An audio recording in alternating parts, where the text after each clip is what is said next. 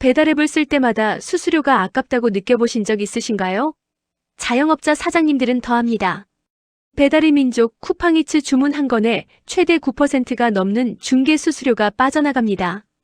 그런데 여기 수수료를 0%에서 2%만 받겠다고 나선 배달앱이 있습니다. 바로 신한은행이 만든 땡겨요입니다.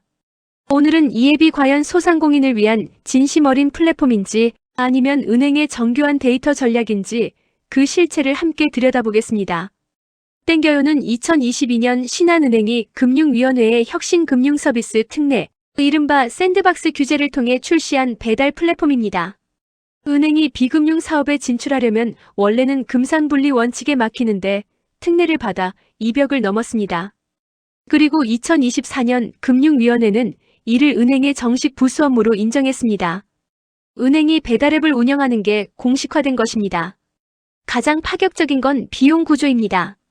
기존 배달앱들이 광고비에 중개 수수료까지 얹어서 점주 부담을 키워온 것과 달리 땡겨요는 중개 수수료를 0에서 2% 수준으로 낮추고 광고비를 받지 않습니다.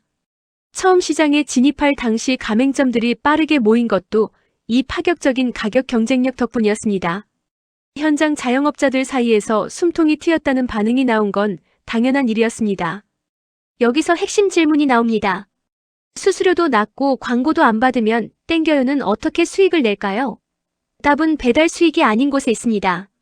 플랫폼을 통해 쌓이는 주문 데이터와 결제 데이터가 진짜 자산입니다. 어떤 가게가 언제 얼마나 팔았는지, 어떤 소비자가 어떤 소비 패턴을 갖는지를 축적해서 이를 신용평가 소상공인 대출결제, 서비스 같은 금융상품으로 연결하는 것이 핵심 전략입니다. 즉, 배달앱은 수익 창출 수단이 아니라 데이터를 모으는 통로인 것입니다. 재무 구조를 보면 더 명확해집니다. 지금까지 소비자 할인과 가맹점 지원에만 약 2,400억 원 이상이 투입됐고 지자체 쿠폰 예산까지 합치면 총 3천억 원에 가까운 돈이 들어간 것으로 추정됩니다. 반면 거래액은 월 1,000억 원대 중반까지 올라섰지만 손익은 여전히 적자이거나 손익분기점 근처인 상황입니다. 이 구조를 보면 땡겨요는 단기 수익보다 장기 데이터 확보에 베팅하고 있다는 점이 분명합니다. 국내 배달 시장의 구도를 잠깐 살펴보겠습니다. 배달의 민족이 50%대의 압도적인 점유율을 유지하고 있고 그 뒤를 쿠팡이츠, 요기요, 그리고 땡겨요가 나눠 갖고 있습니다. 최근에는 쿠팡이츠와 땡겨요의 성장세가 두드러지고 있습니다. 하지만 현장 반응은 엇갈립니다. 소상공인들은 수수료 측면에서는 분명히 좋다고 말합니다. 그런데 가장 큰 불만은 뭐냐고 물으면 한결같이 이 말이 나옵니다. 주문이 별로 없어요.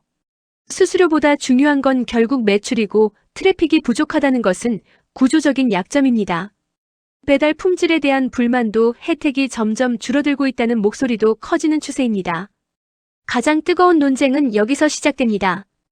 땡겨요는 지자체와 협력하고 정책 지원을 등에 업으며 성장했습니다. 겉으로 보면 공공배달앱처럼 보입니다. 하지만 운영 주체는 엄연히 민간 금융사인 신한은행입니다. 이 때문에 비판이 나옵니다. 공공배달앱의 외형을 띠면서 실제로는 은행의 금융 플랫폼 확장 수단으로 활용하는 것 아니냐는 시각입니다. 특히 보조금을 바탕으로 한 저수수료 구조가 시장 가격을 왜곡할 수 있다는 지적도 있습니다. 금융사의 비금융 영역 침투에 대한 우려도 적지 않습니다. 처음에는 규제 특례로 시작한 사업이 이제는 은행의 정식 업무가 됐고 규모가 커질수록 기존 배달앱 사업자들과의 충돌 가능성도 높아질 수밖에 없습니다. 반론도 있습니다. 소상공인들에게 실질적인 수수료 혜택을 주는 것 자체는 분명한 사실이고 공공성과 수익성을 함께 추구하는 모델이 반드시 나쁜 것은 아니라는 시각입니다.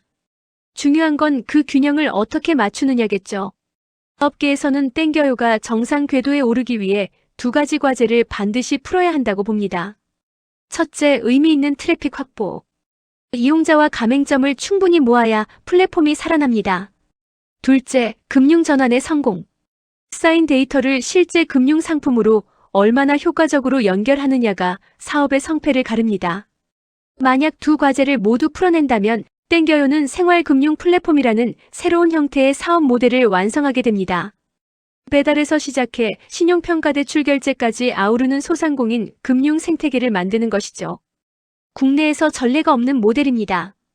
반대로 정책 의존에서 벗어나지 못하고 트래픽 경쟁에서 밀린다면 그동안 쏟아부은 3천억 원과 함께 또 하나의 공공배달앱 실패 사례로 역사에 기록될 수도 있습니다.